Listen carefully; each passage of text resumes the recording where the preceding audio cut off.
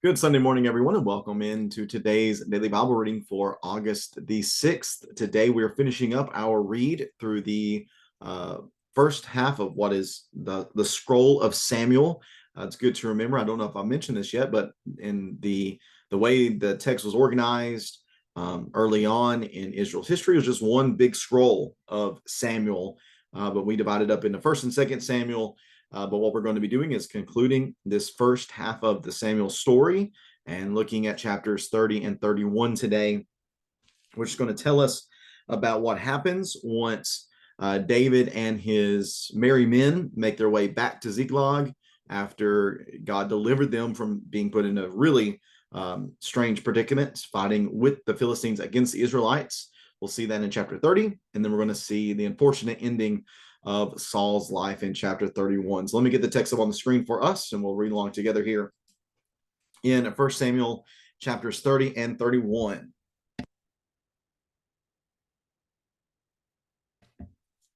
First Samuel chapter 30, verse number 1. David and his men arrived in Ziklag on the third day, and the Amalekites had raided the Negev and attacked and burned Ziklag. They also had kidnapped the women and everyone in it, from the youngest to the oldest. They hadn't killed anyone, but had carried them off as they went on their way. When David and his men arrived at the town, they found it burned. Their wives, sons, and daughters had been kidnapped. David and his troops with him wept loudly until they had no strength left to weep. David's two wives, Ahinoam, the Jezreelite, and Abigail, the widow of Nabal, the Carmelite, had also been kidnapped. David was in an extremely difficult position because the troops talked about stoning him, for they were all very bitter over the loss of their sons and daughters. But David found strength in Yahweh, his God. David said to the priest Abiathar, the son of Ahimelech, "Bring me the ephod." So Abiathar brought it to him, and David asked Yahweh, "Should I pursue these raiders? Will I overtake them?" Yahweh replied to him, "Pursue them, for you will certainly overtake them and rescue the people." So David and the 600 men with him went. They came to the Wadi Bezor, where some stayed behind. David and 400 of the men continued in pursuit, while 200 stopped because they were too exhausted to cross the Wadi Bezor. David's men found an Egyptian in the open country and brought him to David. They gave him some bread to eat and water to drink. Then they gave him some pressed figs and 2 clusters of raisins. After he ate, he revived, for he hadn't eaten food or drunk water for 3 days and 3 nights. Then David said to him, "Who do you belong to? Where are you from?" "I'm an Egyptian, the slave of an Amalekite man," he said. "My master abandoned me when I got sick 3 days ago. We raided the south country of the Kerethites, the territory of Judah, and the south country of Caleb, and we burned Ziklag." David then asked him, "Will you lead me to these raiders?" He said, "Swear to me by God that you won't kill me or turn me over to my master, and I will lead you to them." So he led them, and there were the Amalekites spread out over the entire area, eating, drinking, and celebrating because of the great amount of plunder they had taken from the land of the Philistines and the land of Judah. David slaughtered them from twilight until the evening of the next day. None of them escaped, except 400 men who got on camels and fled. David recovered everything the Amalekites had taken. He also rescued his 2 wives. Nothing of theirs was missing, from the youngest to the oldest, including the sons and daughters, and all the plunder the Amalekites had taken. David got everything back. He took all the flocks and herds which were driven ahead of the other livestock, and the people shouted, "This is David's plunder."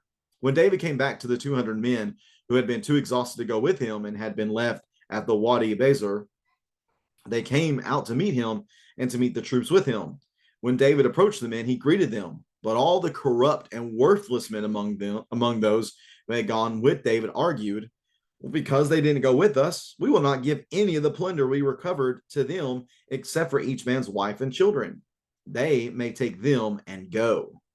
But David said, "My brothers, you must not do this with what Yahweh has given us. He protected us and handed over to us the raiders who came against us. Who can agree to your proposal? The share of the one who goes in the battle is to be the same as the share of the one who remains with the supplies. they will share equally. And it has been so from that day forward. David established this policy as a law and an ordinance for Israel, and it still continues today. When David came to Ziklag, he sent some of the plunder to his friends, the elders of Judah, saying, "Here is a gift for you from the plunder of Yahweh's enemies."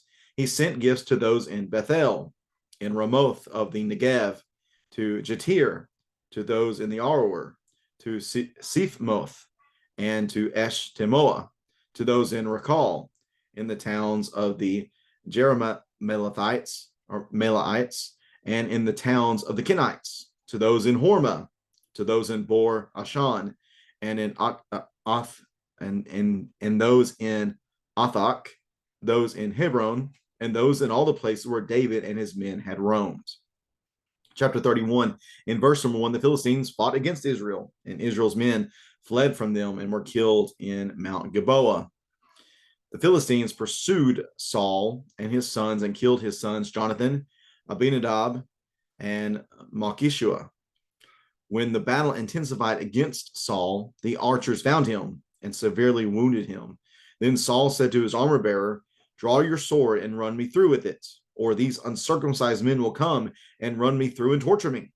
But his armor bearer would not do it because he was terrified. Then Saul took his sword and fell on it.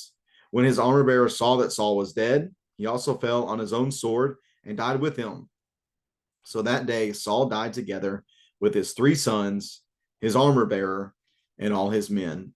When the men of Israel on the other side of the valley and on the other side of the Jordan saw that Israel's men had fled and that Saul and his sons were dead, they abandoned the cities and fled. So the Philistines came and settled in them. The next day, when the Philistines came to strip the slain, they found Saul and his 3 sons dead on Mount Gilboa. They cut off Saul's head, stripped off his armor, and sent messengers throughout the land of the Philistines to spread the good news in the temples of their idols and among the people. Then they put his armor in the temple of the Ashtoreths and hung his body on the wall of Bethshan. When the residents of Jabesh Gilead heard what the Philistines had done to Saul, all their brave men set out, journeyed all night, and retrieved the body of Saul and the bodies of his sons from the wall of Bethshan. When they arrived at Jabesh, they burned the bodies there. Afterward, they took their bones and buried them under the tamarisk tree in Jabesh and fasted 7 days. And that is the conclusion of 1 Samuel, the entirety of 1 Samuel, and specifically today reading 1 Samuel chapters 30 and 31. All right, so this text picks up in chapter 30. Remember, David had gotten himself into the sticky situation of kind of feigning being on the side of the Philistines, but then once it was time for the Philistines to fight against the Israelites, obviously he can't do that, but Yahweh delivered him and allowed him to be able to leave that position. So they get back to Ziklag, and while they've been gone, we read that the Amalekites, which again is this roaming body of people. They're not just one people. They're made up of many different groups of Amalekites. They're roamers. They're going to and from here and there, raiding in one place and moving on to the next place to raid. So they're not a people that have a set position of land or a set place of land. They are herdsmen. They are people who are moving all around. Well, they have made their way to Ziklag and to the Negev, and they had ransacked Ziklag and taken all the men, women, and children, everything that was good, and burned the city. Thankfully, they had not killed anybody, though. But nevertheless, David and his men are heartbroken over this. That all their families, all their possessions, everyone's gone. They wept loudly until they had no strength to weep anymore. And this left David in a very difficult position because they blamed him for this issue. They blamed him for the loss of their sons and daughters. And yet, in this difficult situation, we see David making a good move. We see him making a move that we don't see going back to chapter 28. We don't really see him making this good move in chapter 29. But here we find him finding strength in Yahweh, his God. He turns back to God. He is in a desperate situation, just as Saul was in a desperate situation. They both turn to God. They both reach out to God, but God only speaks to one of them. He only speaks to David. He doesn't speak to Saul. Again, why? Well, because in my contention, it seems to be from the text is that Saul's not someone who worships Yahweh. He's not a servant of Yahweh, so Yahweh doesn't speak with him. But he does speak with David. David seeks strength in Yahweh. He reaches out to Yahweh, wants to communicate with Yahweh, and just asks him, what should I do? Should I pursue them? Will I be able to overtake them? And Yahweh responds with, yes, you certainly will overtake them and rescue the people. So David takes off with his fighting force, 600 men. 200 of them stay at the Wadi Bezer. They don't go any further than that. Says that they're tired, repeats that later on, that they were too exhausted to continue on. But David with his 400 men then continue on. They run across this Egyptian who's in the middle of nowhere. They ask what he's doing there. He says he became sick, and his Amalekite master left him there, just left him to die basically. And after David and his men gave him some food and drink, he revived and helped them to be able to find this camp of the Amalekites. Verse 16, they find the camp. David and his men engage in fighting against these Amalekites. They slaughter them from twilight until the next evening. Some of them escape, but for the most part, it's a total dominant victory over these Amalekites. They're able to recover everything they had taken. Nothing was missing. Everything was given back to them. David got everything back. That's repeated at the beginning of verse 18 and is repeated or stated in verse 18 and is repeated again at the end of verse 19. They got everything back. Why? Well, because God was with them. David reached out to Yahweh, and Yahweh responded to his faithfulness with answering him and delivering to him this great grace of finding everybody back. Now, somebody might say, what's the difference between Saul and David, though? Why does God listen to one and answer him and not the other? And it seems to be, again, that this is a pattern of their lives. David, in the pattern of his life, has been one who has sought to serve Yahweh. That's not true about Saul. At least I don't believe that to be true about Saul. I don't think there's any evidence really to show that that's who he had been. In fact, actually, I won't bother with that right now. But it just seems to be the pattern of their lives led them to where they were. That, yeah, in desperate situations, they both might have reached out to Yahweh, but because only one of them was truly faithful, again, in the pattern of his life, not necessarily even in that moment previously, because again, the last couple of chapters of David's story have not been very good. He's been engaged in deceits and just Yahweh's not mentioned at all. But in this moment, he finds strength in Yahweh, and Yahweh answers him, leads him through this Egyptian back to the people. They take everything back from him, and everything's good. So they all go and they head back towards the Wadi Bezer. They rejoin with the 200 men, and everything should be good, except we have some individuals who are described as the corrupt and worthless men among David's crew who say, hey, they didn't go out to battle with us. Why should we give them anything? Why don't we just give them their wives and their children and say, hey, you can get on out of here? But David says, no, they played an important role. They remained with the supplies. Therefore, we're going to share in the plunder with them. Now, David sure does frame that in a pretty gracious way, because the text told us twice that they were too tired to carry on. But David says, well, what they did is they stayed with the supplies that were necessary, and they did this work. So because they did this work, even though it's different than your work, they still did work. Therefore, they are worthy of their reward. And the text goes on to say that this was a policy that was established as law and ordinance within Israel from that time forward, even until the writing of this text. So David is one here who has received grace. And now he is extending that grace to these other soldiers, and he's going to continue to extend grace to others in verses 26 through 30, where he sends gifts to all of these various places in southern Judah, which, as we're going to see in the first couple of chapters of 2 Samuel, is where he's going to be first recognized as king within Israel. So it should, or within Judah specifically, but within Israel as a whole, within Judah, these southern portions of Judah. So David has been one who has made mistakes, yes, but he's also been one, again, for the pattern of his life, has been one who has loved God and sought to do what was right.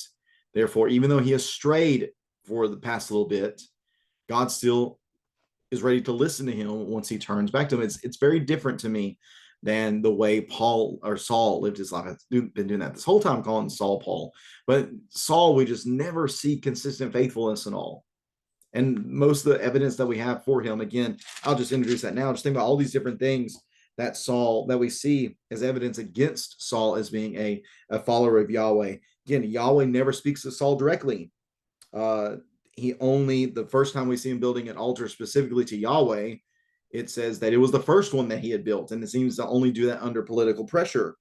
He had the sin of witchcraft and divination. In chapter 15 verse 15, he tells Samuel that I did this for Yahweh, your God, not my God, but Yahweh, your God. We have the distressing spirit. We have Michael's idols. We have the fact that he murdered Yahweh's priest.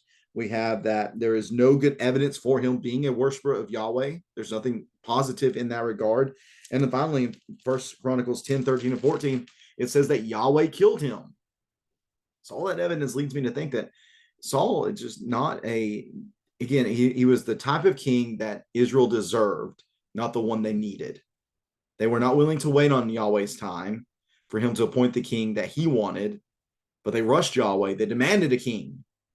So he gave them one like him, like them, one who was not faithful, who did not display covenant loyalty. And unfortunately, for Saul's reign, because of that, we see the end of his life being one filled with disgrace. Again, the Philistines are fighting against Israel, and they're losing. Why? Because Yahweh's not with them, it seems. Their king is not dedicated to him, and it should not surprise us whatsoever that the people as a whole will not be dedicated to Yahweh as well. So the Philistines are fighting. Israel is being defeated. Many were killed on Mount Gilboa. Even Saul and his sons, Jonathan's mentioned as being killed, unfortunately, here within this text. The archers find Saul. They are able to wound him, and he tells his armor bearer, go ahead and run me through. That way, these uncircumcised men, that way they don't get to come and run me through and torture me. Again, Paul's, even in his dying moments, is all about appearances, wants everything to look the best it can look. The armor bearer doesn't want to do that. He seems to share maybe David's thoughts that I'm not going to be the one to kill God's anointed. So Saul kills himself. He takes really the cowardly way out of this situation. He kills himself. The armor bearer then kills himself as well, and everybody ends up dying. Saul dies, his 3 sons die, the armor bearer dies, all of his men die. And because of this defeat of these individuals, the rest of Israel that are surrounding this area, they end up running away. They give up their cities. The Philistines came and settled in these cities. What do we have here? We have an anti-conquest. What had Joshua done? Joshua had put so much effort into conquering these lands and taking them for Yahweh and giving them to Yahweh's people. But because of Saul's evil, because of his lack of faith, because of his lack of covenant loyalty, here are these cities being given back to the Philistines. How sad that is for this to be the case. Further disgrace against Yahweh is seen in this disgrace against Yahweh's anointed king, and the fact they come back, the Philistines do. They cut off Saul's head. They take his armor. They send news all throughout the land. Again, this reminds me so much of Samson, actually, that they end up taking Samson and using him as a trophy for their gods. And remember, Philistines did that previously as well with the Ark of the Covenant. So we have seen a pattern here that whenever the Philistines have a great victory over Israel, they really flaunt that victory, and they'll post that up in their temples and in these other places to boast about how they've defeated the people of Yahweh. They do that, but the residents of Jabesh Gilead, the people that Saul rescued, which seems to be about the best thing that Saul ever did, is at the very beginning of his story whenever he rescues those people. They repay his kindness in that moment by coming and showing kindness to him and his family by going and rescuing the bodies, bringing them back. They end up, they burn the bodies, but take the bones and bury them underneath the Tammuz tree in Jabesh. And they end up fasting for 7 days to mourn the passing of Saul. As I look at this text, 31, and I just conclude the entirety of the Saul saga, my concluding thought to this is that the king the people wanted, his reign ended in disgrace.